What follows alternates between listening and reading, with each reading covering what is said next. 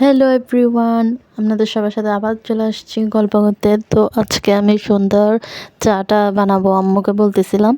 তো এখন চা বানাতে বানাতে ভাবতেছি বাংলাদেশও একটা দেশ আর কি, মানে ভাই ট্রেন্ড একটা পাইলেই হয়।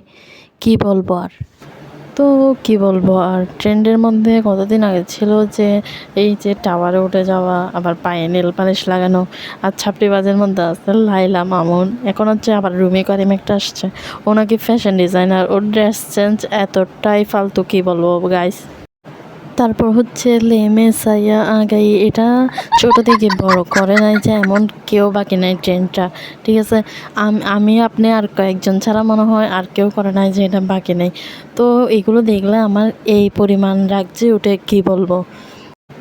আর এখন হচ্ছে কাজল যুগের মেয়ে, আরেকটা হচ্ছে চির অবাকি, এটা এতটাই ফালতু লাগে আমার, কি বলবো ভাই। আমি চির অবাকিও না, মরার আগে মরিও নেই, আমি বাঁচে আছি, এটা আমার বয়স হচ্ছে এটার প্রমাণ।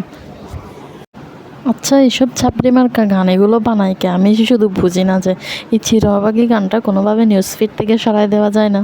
আমি যদি পারতাম নিউজ ফিড থেকে এটা সরাই দিতাম, মানে গানটা জ্বালাপালা হয়ে যাচ্ছে এই চিরঅবাগীর জন্য।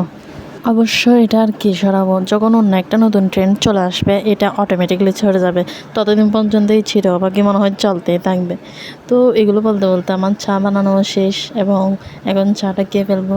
তো নেক্সট কোনো ভিডিওতে আপনাদের সাথে আবার দেখা হবে। Thanks for watching, bye bye.